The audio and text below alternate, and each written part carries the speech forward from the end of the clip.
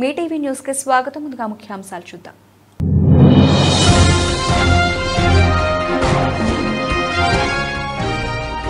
ISS కు end card 2030 నాటికి పని పూర్తి చేయనున్న నాసా.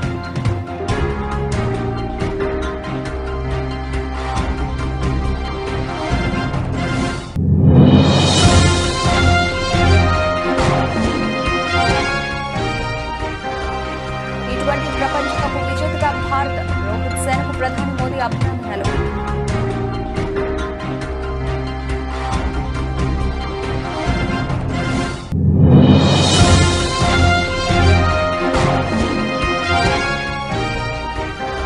లిక్కర్ పాలసీ సిబిఐ కేసులో తిహార్ జైలుకు కేజ్రీవాల్. 14 రోజుల జ్యుడిషియల్ కస్టడీ.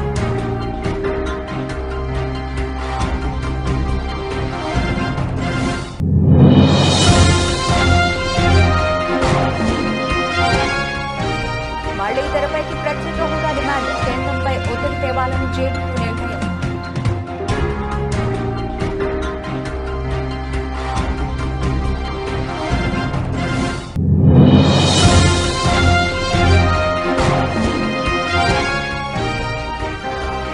ఐదేళ్లు ఏపీ ప్రజలు ఇబ్బందులు పడ్డారు. సమస్యలన్నీ వెంటనే పరిష్కరిస్తాం. సీఎం చంద్రబాబు.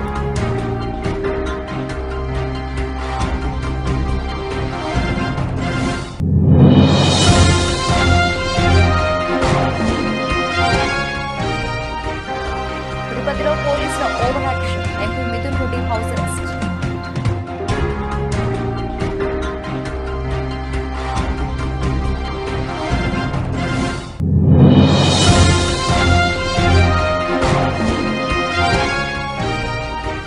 హైదరాబాద్ తో సమానంగా వరంగల్ను అభివృద్ధి. అధికారులను ఆదేశించిన CM Revanth Reddy.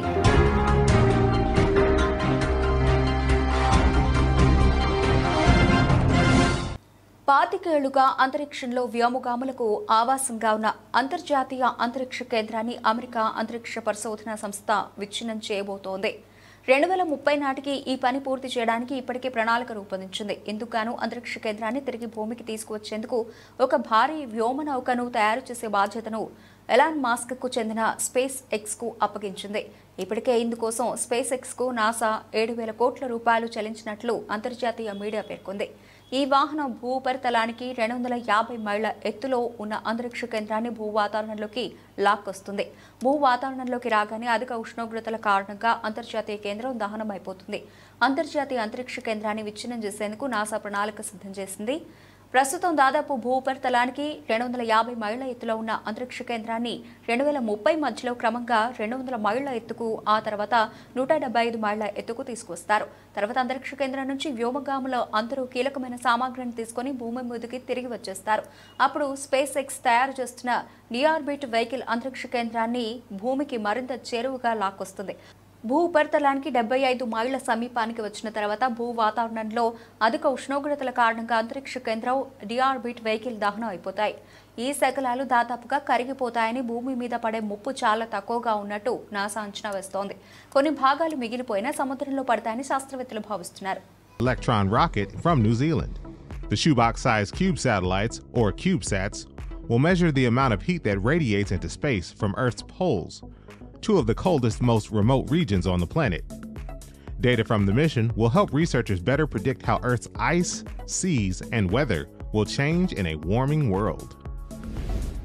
Using observations by our Transiting Exoplanet Survey Satellite, or TESS mission, and many other facilities, 2 international teams of astronomers have discovered a planet outside of our solar system that is between the sizes of Earth and Venus.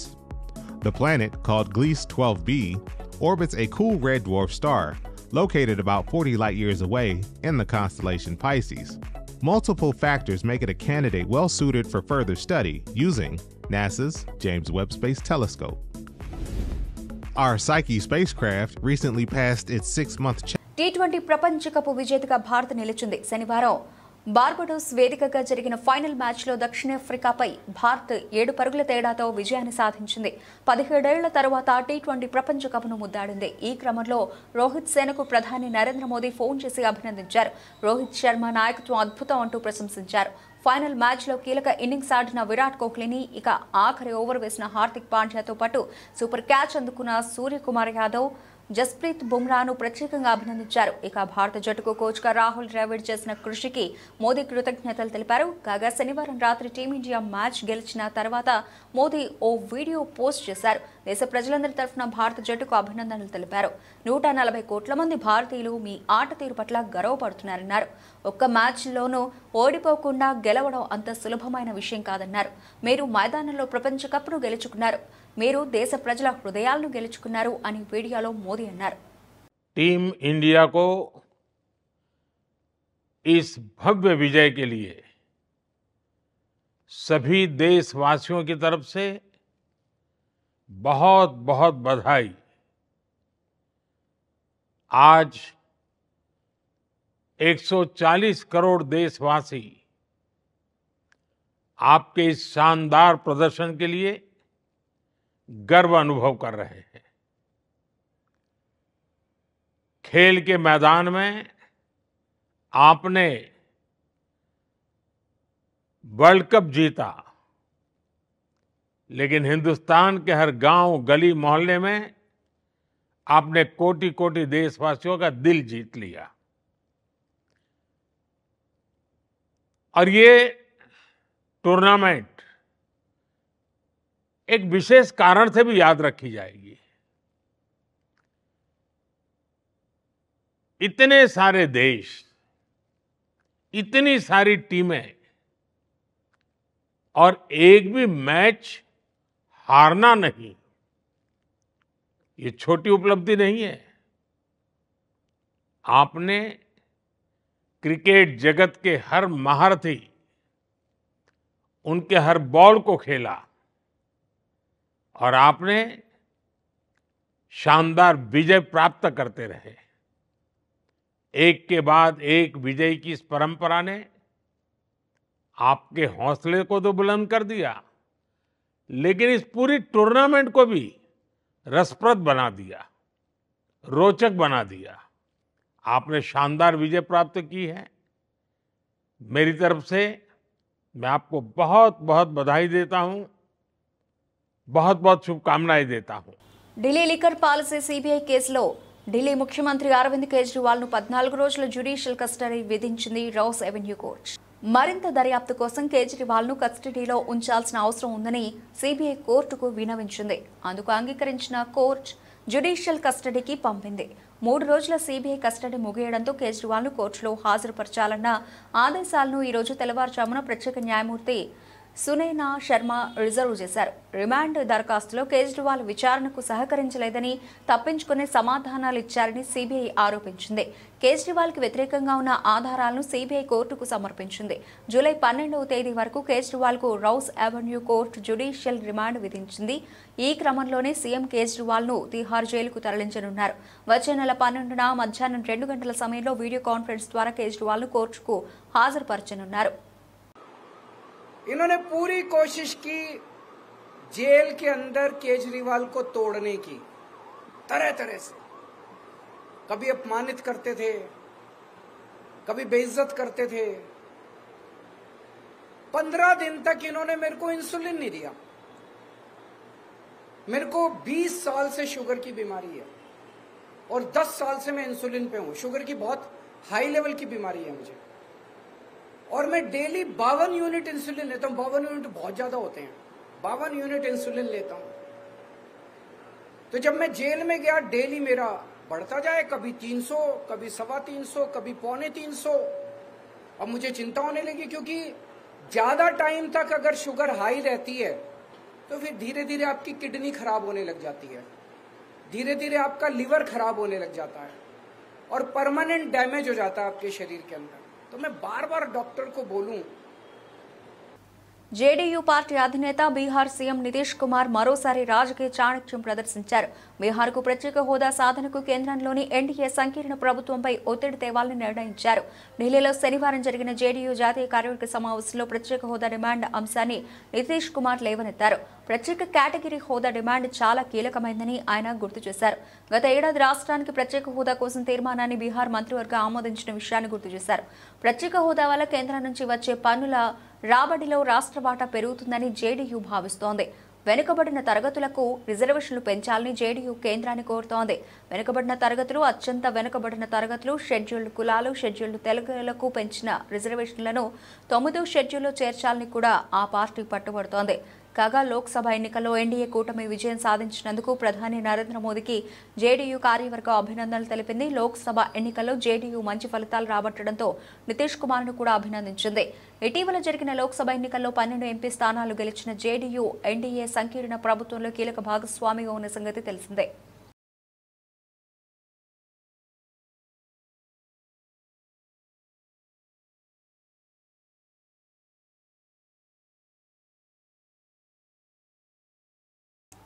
గత 5 ఏళ్లలో ఆంధ్రప్రదేశ్ ప్రజలు ఎన్ని ఇబ్బందులను ఎదుర్కొన్నారో వచ్చే విజ్ఞాపనలను చూస్తూ ఉంటే అర్థమవుతోందని రాష్ట్ర CM Chandrababu అన్నారు. ప్రజా సమస్యలు ఎన్నో ఉన్నాయని వాటన్నింటినీ పరిష్కరించాల్సిన బాధ్యత తనపై ఉందని తెలిపారు. గత ప్రభుత్వం సరిగా పనిచేయలేదు కావనే ఇన్ని సమస్యలతో ప్రజలు పోటెత్తుతున్నారని ఆయన తెలిపారు. రాష్ట్ర పార్టీ కేంద్ర కార్యాలయంలోని ఎన్టీఆర్ భవన్లో సీఎం చంద్రబాబుకు భారీ ఎత్తున వినతులు వెల్లువెత్తాయి. టీడీపీ కార్యకర్తలు కూడా భారీగా తరలి రావడంతో పార్టీ కార్యాలయం జనంతో కిక్కిరిసిపోయింది. కార్యకర్తలు, పార్టీ శ్రేణులు సహా వివిధ వర్గాల ప్రజల నుంచి వినతులను చంద్రబాబు స్వీకరించారు. ప్రజా వినతులు తీసుకునేందుకు ఎక్కువ సమయాన్ని చంద్రబాబు కేటాయించారు. అనంతరం ఆయన మీడియాతో మాట్లాడుతూ ప్రజా ఇబ్బందులు చూస్తూ ఉంటే ఎంతో బాధ అనిపిస్తోందని అన్నారు. గత 5 ఏళ్లు వైసీపీ ప్రభుత్వం దెబ్బతిన్న రహదారుల గుంతలు కూడా పూడ్చలేదని చంద్రబాబు మండిపడ్డారు. ఇప్పుడు వర్షాకాలం రావడంతో దెబ్బతిన్న రహదారులతో ప్రజలు నరకం చూస్తున్నారని ఆవేదన వ్యక్తం చేశారు. దెబ్బతిన్న రహదారుల గుంతలు పూడ్చే కార్యక్రమం కూడా వెంటనే చేపడతామన్నారు. ప్రజా సమస్యల పరిష్కారానికి త్వరలోనే ఓ ప్రత్యేక వేదికను కూడా ఏర్పాటు చేస్తానని తెలిపారు. పార్టీ కార్యాలయంలో కూడా ప్రజా సమస్యల గుర్తించి వాటికి సత్వర పరిష్కారం లభించేలా వచ్చే వారం నుంచి చర్యలు చేపడతామని తెలిపారు. మీ ప్రాజెక్టులో అన్నీ ఓకే కానీ ల్యాండ్ ఎక్విజిషన్కి సంబంధం లేదు, మాకేం సంబంధం లేదన్నారు. నాకు అప్పుడు ఆశ్చర్యం వేసింది. ఎట్లా అంటారా మీరు? Land acquisition part of project, ఇది ప్రాజెక్టులో ల్యాండ్ ఎక్విజిషన్ లేదంటారు, మీరు పునరావాసం లేదంటారు. పునరావాసం ల్యాండ్ ఎక్విజిషన్ లేకుండా ప్రాజెక్ట్ అయిపోతుందా అని రాత్రంతా స్టడీ చేసి ఆఫీసర్లందరినీ రాత్రంతా మేలుపెట్టి తెల్లవారికి ఒక నోట్ తయారు చేసి మళ్ళా నేను గడ్కరీ దగ్గరికి వెళ్ళి అదే మరి అరుణ్ జైట్లీకి వెళ్ళి, నువ్వు సుప్రీంకోర్టు లాయర్వి, నువ్వు అర్థం చేసుకో, నువ్వే చెప్పు, ఒక ప్రాజెక్ట్ నేను యాక్ట్ చెప్తున్నా, నేను ఆర్గ్యూ చేసిన తర్వాత ఆయన కూడా ఇంకేం మాట్లాడకుండా నువ్వు చెప్పింది రైట్ అనే పరిస్థితికి వచ్చాడు. అంటే ఎంత కష్టపడ్డాం, ఎంత శ్రమపడ్డాం, ఏ విధంగా ఒక్కొక్కరిని కన్విన్స్ చేశాం, ఎన్ని అవరోధాలని స్టెప్ బై స్టెప్ దాటుకుంటూ వచ్చాం, ఏ విధంగా పూర్తి చేసినాం అనుకున్నప్పుడు ఇప్పుడు జరిగింది చూసి చాలా బాధేస్తుంది. రాష్ట్ర ప్రజలందరూ అర్థం చేసుకోవాల్సిన అవసరం ఉంది. ఈ ప్రాజెక్ట్ని పూర్తిగా సర్వనాశనం చేయడానికి తిరుపతిలో వైఎస్ఆర్సీపీ ఎంపీ మిథున్ రెడ్డి నివాసం వద్ద పోలీసులు ఓవర్ యాక్షన్ కు దిగారు. మిథున్ రెడ్డిని పోలీసులు హౌస్ అరెస్ట్ చేశారు. ఇంట్లోకి కొత్త వారిని రాకుండా పోలీసులు అడ్డుకుంటున్నారు. కాగా ఆదివారం తెల్లవారుజాము నుంచి ఎంపీ మిథున్ రెడ్డి నివాసానికి పోలీసులు చేరుకున్నారు. మిథున్ రెడ్డి ఇంటిని చుట్టుముట్టారు. అనంతరం ఆయనను హౌస్ అరెస్ట్ చేశారు. అయితే నేడు మిథున్ రెడ్డి పొంగనూరులో కార్యకర్తల సమావేశం నిర్వహించేందుకు సిద్ధమయ్యారు. ఈ క్రమంలో ఆయనను అడ్డుకునేందుకు ముందస్తుగా పోలీసులు అక్కడికి చేరుకున్నారు. ఎంపీ మిథున్ రెడ్డికి ASP Kulasekhar, east CI Maheshwar Reddy నోటీసులు ఇచ్చారు. ఇక మిథున్ రెడ్డి ఇంట్లోకి కొత్త వారిని కూడా పోలీసులు అనుమతించడం లేదు. ఎవరైనా వస్తే వారికి అడ్డుకుంటున్నారు. ప్రజలను కలిసేందుకు కూడా మిథున్ రెడ్డిని అనుమతించడం లేదు. దీంతో భారీ సంఖ్యలో వైఎస్ఆర్సీపీ అభిమానులు మిథున్ రెడ్డి ఇంటికి చేరుకుంటున్నారు. కూటమి ప్రభుత్వంపై ఆగ్రహం వ్యక్తం చేస్తున్నారు. రాష్ట్రంలో ఎక్కడా లేని విధంగా కక్ష సాధింపు చర్యలకు పాల్పడుతోందని సీరియస్ అవుతున్నారు. ఈ నేపథ్యంలో మిథున్ రెడ్డి మీడియా సమావేశం ఏర్పాటు చేశారు. ఈ సందర్భంగా మిథున్ రెడ్డి మాట్లాడుతూ గతంలో ఎప్పుడూ లేని విధంగా పేదలు ఆస్తులు ధ్వంసం చేస్తున్నారు. వైఎస్ఆర్సీపీ నాయకుల మామిడి తోటలు, ఆస్తులు, కుటుంబ సభ్యుల వాహనాలు ధ్వంసం చేస్తున్నారు. పొంగనూరు నియోజకవర్గంలో పేదలు ఆవులు ఎత్తుకుని పోతున్నారు. నియోజకవర్గంలో ప్రజల్ని కలవడానికి కూడా వెళ్లనివ్వకుండా అడ్డుకుంటున్నారు.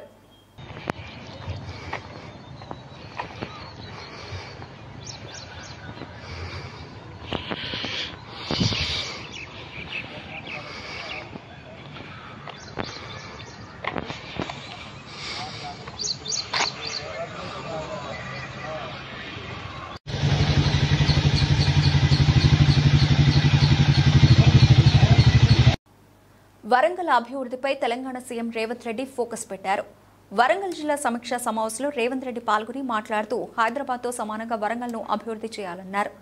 ఇన్నర్ ఔటర్ రింగ్ రోడ్డు గురించి ఆదేశాలు జారీ చేశారు. వాటికి సంబంధించిన భూసేకరణను పూర్తి చేయాలని చెప్పారు. అందుకు సంబంధించిన నిధుల పూర్తి వివరాలు ఇవ్వాలని అన్నారు. జాతీయ రహదారి నుంచి జాతీయ రహదారి అనుసంధానం అయ్యేలా ఔటర్ రింగ్ రోడ్డు ఉండాలని చెప్పారు. అలాగే టెక్స్టైల్ పార్కును కనెక్టివిటీ ఉండేలా రోడ్డు మార్గం ఉండేలా చూడాలన్నారు. అండర్ గ్రౌండ్ డ్రైనేజీ వ్యవస్థను అభివృద్ధి చేసేందుకు ప్రణాళికలు సిద్ధం చేయాలని చెప్పారు. తాగునీటి లైన్స్ ఏర్పాటు చేసేందుకు ప్రణాళికలు వేయాలని అన్నారు. నగర అభివృద్ధిపై ఇక నుంచి 20 రోజులకోసారి ఇన్ఛార్జ్ మంత్రి సమీక్ష నిర్వహించాలని చెప్పారు.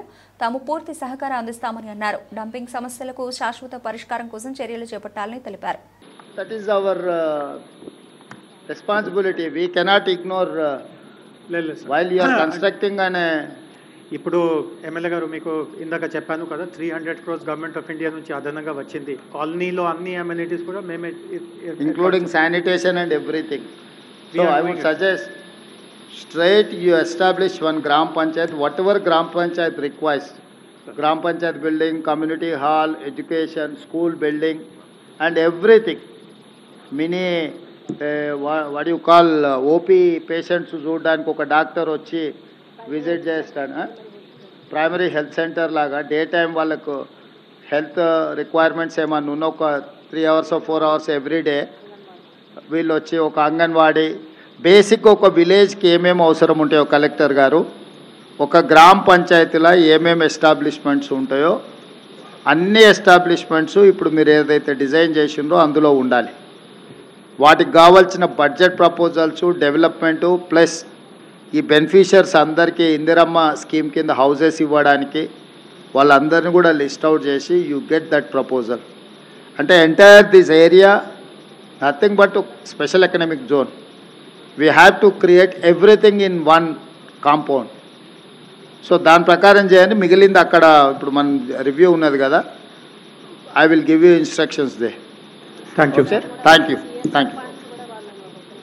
అన్న అక్కడ యాక్చువల్ రివ్యూలో అక్కడ చేద్దాం. ఎమ్మెల్యేస్కి ఎంపీస్కి అందరికి కూడా నా రిక్వెస్ట్ ఏంటంటే అక్కడికి వెళ్దాం, అక్కడనే ఇది చేద్దాం. మరమ్మతుల పాలవుతున్న వాహనాలు. వికారాబాద్ జిల్లా పరిధిలో అత్యవసర వాహనాలు అస్తవ్యస్తంగా తయారయ్యాయి. 108 వాహనాల నిర్వహణలో అధికారులు నిర్లక్ష్యం వహించడం వల్ల మరమ్మతులకు నోచుకుంటున్నాయి. ఎక్కడ ఏ వాహనం నిలిచిపోతున్నా కూడా తెలియని పరిస్థితి నెలకొంది. శనివారం యాలాల మండలం పరిధిలోని లక్ష్మీనారాయణపూర్ చౌరస్తాలో 108 వాహనం మరమ్మతుకు రావడంతో పైలట్ ఇతర మెకానిక్ సహాయంతో మరమ్మతులు నిర్వహించారు. ఈ విధంగా ఉండే పరిస్థితుల్లో ఒక్కొక్క సమయంలో పేషెంట్లను తీసుకొస్తే ఇబ్బందులు ఎదుర్కోవాల్సిన పరిస్థితి నెలకొంటుందని పలువురు పేర్కొంటున్నారు.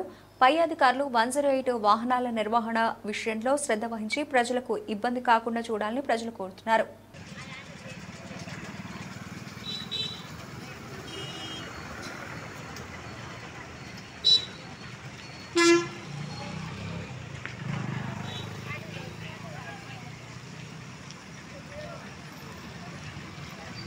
గుంటూరు ప్రభుత్వ ఆసుపత్రిలో సౌకర్యాలు, ఇబ్బందులు మరియు రోగులకు అందే వైద్య సదుపాయాలు తదితర అంశాలపై కేంద్ర సహాయ మంత్రి గుంటూరు ఎంపీ పెమ్మసాని చంద్రశేఖర్ అధ్యక్షతన జరిగిన సమీక్షా సమావేశంలో కలెక్టర్ నాగలక్ష్మి ఇతర ప్రజాప్రతినిధులతో కలిసి పాల్గొన్న గుంటూరు పశ్చిమ నియోజకవర్గ ఎమ్మెల్యే శ్రీమతి గళా మాధవి అనంతరం ప్రభుత్వ ఆసుపత్రిలో ప్రజలకు అందుతున్న వైద్య సదుపాయాల గురించి రోగులను అడిగి తెలుసుకున్నారు. ఈ సందర్భంగా గళా మాధవి మాట్లాడుతూ గుంటూరు ప్రభుత్వ ఆసుపత్రిలో సమీక్షా సమావేశం నిర్వహించుకోవడం జరిగింది. ఈ సమావేశంలో అనేక సమస్యలు మా దృష్టికి తీసుకుని రావడం జరిగింది. ఈ సమస్యలను కలెక్టర్ సూపరింటెండెంట్ దృష్టికి తీసుకెళ్లడం, ఇవన్నీ సత్వరమే పరిష్కారం అయ్యే విధంగా ఒక కమిటీని ఏర్పాటు చేసుకోవాలని నిర్ణయించుకున్నాము. 1-2 నెలల్లోనే ఇవన్నీ పరిష్కారం అయ్యే విధంగా చర్యలు తీసుకోబోతున్నాం. త్వరలోనే గుంటూరు జిల్లా ప్రభుత్వ ఆసుపత్రికి మంచి రోజులు రాబోతున్నాయని గళా మాధవ్ ధీమా వ్యక్తం చేశారు.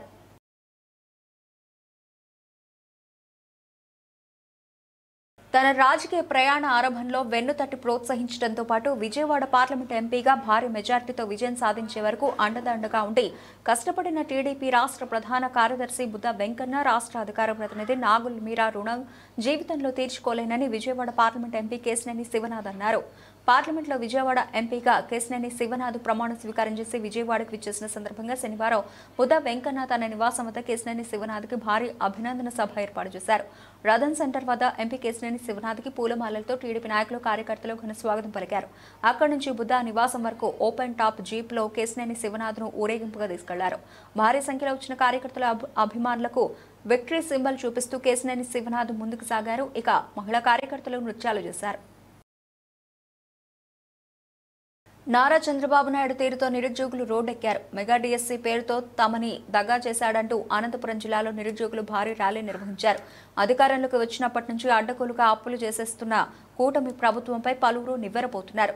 ప్రత్యేక హోదా కోసం బీహార్లో గట్టిగా జేడీయూ డిమాండ్ చేస్తున్నా కేంద్రం వద్ద ఊసే ఎత్తని తెలుగుదేశం పార్టీ తీరుపైన దానికి వత్తాసు పాడుతున్న జనసేన పైన విద్యార్థులు మేధావులు ఆగ్రహం వ్యక్తం చేస్తున్నారు.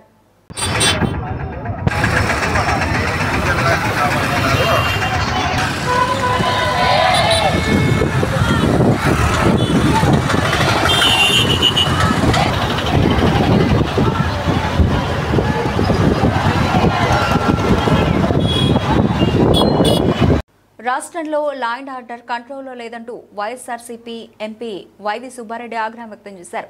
26 జిల్లాల్లో గత 26 రోజులుగా ఏ విధంగా టీడీపీ జనసేన పార్టీలు వాళ్ల నాయకుల ఆధ్వర్యంలో వైఎస్ఆర్సీపీ కార్యకర్తల మీద దాడులు చేస్తున్నారో గవర్నర్ని కలిసి ఫిర్యాదు చేయడం జరిగింది. 26 జిల్లాల్లో కూడా గత 26 రోజుల నుంచి ఏ విధంగా తెలుగుదేశం పార్టీ జనసేన పార్టీ వాళ్ళు వాళ్ళ నాయకుల ఆధ్వర్యంలో ఏ విధంగా వైఎస్ఆర్ కాంగ్రెస్ పార్టీ కార్యకర్తలని అటాక్ చేయటం, దారుణంగా అవమానించటం, ఇళ్ల మీద దాడి చేయటం, కొన్ని జిల్లాల్లో అయితే గవర్నమెంట్ ప్రాపర్టీస్ను కూడా కేవలం వాటి పేర వైఎస్ఆర్ గారి పేరు ఉందని, వైఎస్ఆర్ పార్టీకి సంబంధించిన శిలాఫలకాలు ఉన్నాయని వాటిని ధ్వంసం చేయటం గత 26 రోజుల నుంచి కూడా 26 జిల్లాల్లో విపరీతంగా తీవ్ర స్థాయికి పోయిన పరిస్థితి ఈరోజు రాష్ట్రంలో వచ్చింది. ఈ విషయంపై లోగడ కూడా గవర్నర్ గారి దృష్టి తీసుకురావడం జరిగింది. వాళ్ళని ఇంటర్వెన్ కావాలని చెప్పి కూడా రిక్వెస్ట్ చేయడం జరిగింది. అదేవిధంగా అప్పటికీ పోలీసుల దగ్గర నుంచి స్పందన లేకపోతే కేంద్ర ప్రభుత్వం దృష్టికి తీసుకెళ్లి రాష్ట్రపతి దృష్టికి తీసుకెళ్ళడానికి ప్రయత్నం చేశాం, ప్రధానమంత్రి గారి దృష్టికి తీసుకెళ్లేదానికి ప్రయత్నం చేశాం, హోంమంత్రి గారి దృష్టికి తీసుకెళ్లేదానికి కూడా ప్రయత్నం చేశాం. అయినా సరే ఈ రోజు వరకు కూడా రాష్ట్రంలో శాంతి భద్రతల పరిస్థితి అదే విధంగానే కొనసాగుతుంది. వినుకొండ పట్టణాన్ని అభివృద్ధి పథంలో నడిపించి రాష్ట్రంలోనే ఆదర్శ పట్టణంగా తీర్చిదిద్దడమే తన లక్ష్యమని ఎమ్మెల్యే జీబీ ఆంజనేయులు అన్నారు. వినుకొండ మున్సిపల్ కౌన్సిల్ హాల్లో చైర్మన్ డాక్టర్ దస్తగిరి అధ్యక్షతన జరిగిన సాధారణ సమావేశానికి ఎమ్మెల్యే ముఖ్య అతిథిగా హాజరయ్యారు. ముందుగా ఎమ్మెల్యే జీబీ ఆంజనేయులకు చైర్మన్, కౌన్సిలర్లు, మున్సిపల్ అధికారులు అందరూ పుష్పగుచ్చాలతో ఘన స్వాగతం పలికి శుభాకాంక్షలు తెలిపారు. సమావేశంలో 29 అంశాలను కౌన్సిల్ ఆమోదించింది. అనంతరం ఎమ్మెల్యే జీవీ ఆంజనేయులు మాట్లాడుతూ వినుకొండ పట్టణంలో కొన్ని దశాబ్దాలుగా నెలకొన్న త్రాగునీటి సమస్యను శాశ్వతంగా పరిష్కరించేందుకు నాడు టీడీపీ హయాంలో 161 కోట్ల నిధులను ప్రభుత్వం నుండి తీసుకురావడం జరిగిందన్నారు. ఆ తర్వాత వచ్చిన వైసీపీ ప్రభుత్వం తాగునీటి పథకానికి 30% వాటా చెల్లించకపోవడం వలన తాగునీటి పథకాలు ఆచరణకు నోచుకోక ప్రజలు నేటికి ఇబ్బందులు పడుతున్నారన్నారు. దానివల్ల ప్రజలు మంచినీటి సమస్య పరిష్కారం కాల. ఖచ్చితంగా మొన్న మంత్రి నారాయణ గారితో మాట్లాడా. మళ్ళీ ఇది కేంద్రం నుండి కూడా మళ్ళీ రీఅప్రూవల్ చేసుకోవాల్సినటువంటి అవసరం ఉంది. చాలా కాలం అయింది కాబట్టి దీని టైం పీరియడ్ కూడా బహుశా అయిపోయి ఉండొచ్చు. కాబట్టి దాన్ని మళ్ళీ ఫోర్స్లో పెట్టి రెన్యువల్ చేసి దాన్ని మంచినీటి పథకాన్ని కంప్లీట్ చేసుకోవాల్సిన అవసరం ఉంది.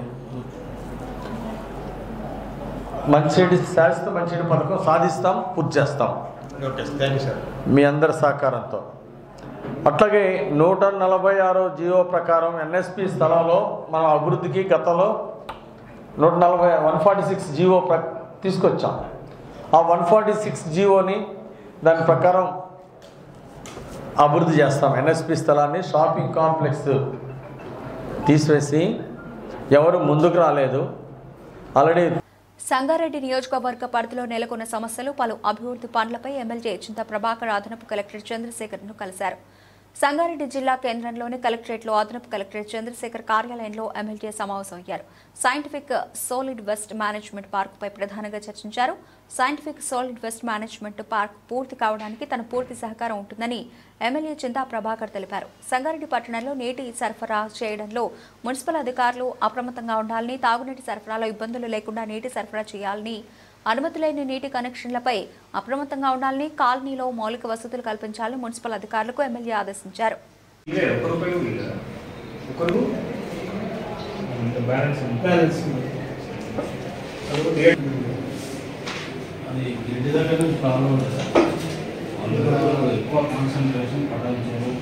వాళ్ళు ఏమంటారంటే మాకు ఉంది వాళ్ళే ఉంది ఏమంటారు సార్.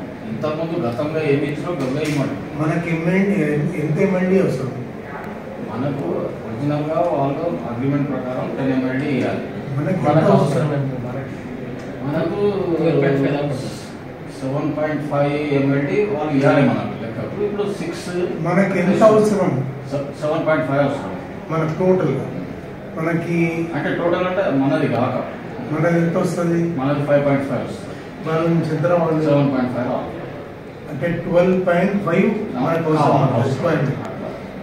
ప్రభాస్ కల్కి 2898 AD సినిమా థియేటర్స్ లో హిట్ టాక్ తో దూసుకుపోతోంది. Visuals, action scenes, Mahabharatam scenes గురించి అందరూ మాట్లాడుతున్నారు. నాగశ్విన్ అదిరిపోయే రేంజ్ లో సినిమా తీశారని అంటున్నారు. ఇక కలెక్షన్స్ పరంగా కూడా దూసుకుపోతోంది. కల్కి మొదటి రోజే 191 కోట్ల గ్రాస్ కలెక్షన్స్ వసూలు చేసి అదరకొట్టింది. 2 రోజుల్లో 298.5 కోట్ల గ్రాస్ వసూలు చేసింది. అయితే కల్కి సినిమాకు పార్ట్ 2 ఉందని కల్కి సినిమాటిక్ యూనివర్స్ కూడా ప్రకటించి వాటిలో మరిన్ని సినిమాలు ఉండొచ్చని కల్కి సినిమా క్లైమాక్స్ లో చెప్పేశారు. అలాగే కల్కి సినిమా క్లైమాక్స్ లో అదిరిపోయి ట్విస్ట్ ఇవ్వడంతో ప్రేక్షకులు పార్ట్ 2 కోసం ఎదురు చూస్తున్నారు. అయితే ఇటీవల ప్రభాస్, నాగశ్విన్ చేసిన ఇన్స్టాగ్రామ్ లైవ్ లో కల్కి పార్ట్ 2 వర్క్ మరో 10 రోజుల్లో మొదలవుతుందని తెలిపారు. एक आखिरी मौका, हार्दिक पांड्या लॉग ऑफ सूर्य कुमार यादव ने पकड़ा अपने करियर का सबसे इंपॉर्टेंट कैच. एक लो फुल टॉस, डेविड मिलर का विकेट. हार्दिक पांड्या जरूर अंपायर चेक करना चाहेंगे, लेकिन आप बुलेटिन मुगिंचे मुंदु हेडलाइन्स मरोसारी.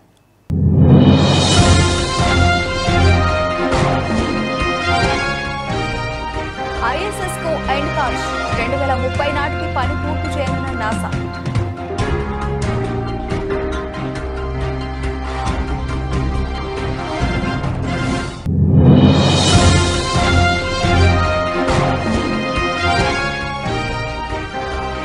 T20 ప్రపంచ కప్ విజేతగా భారత్. రోహిత్ సేనకు ప్రధాని మోదీ అభినందనలు.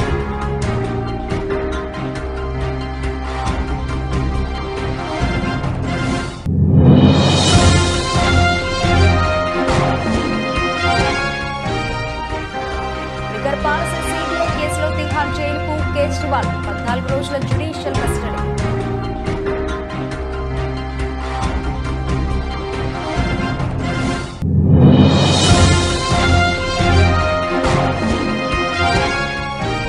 మళ్లీ తెరపైకి ప్రత్యేక హోదా డిమాండ్. కేంద్రంపై ఒత్తిడి తేవాలని జేడీయూ నిర్ణయం.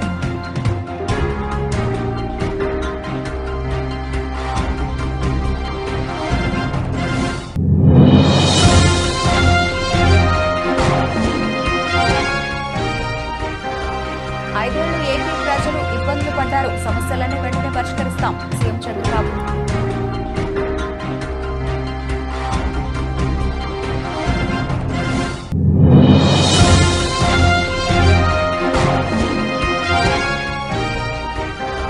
తిరుపతిలో పోలీసుల over action. MP Mithun Reddy house arrest.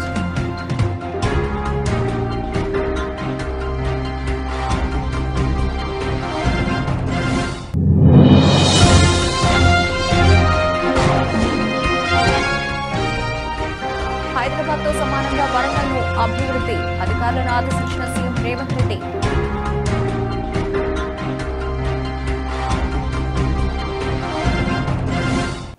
ఇవి ఇప్పటివరకు నబిల్సిన అప్డేట్స్. మరిన్ని అప్డేట్స్తో మళ్ళీ కలుద్దాం. అంతవరకు సెలవు. నమస్తే.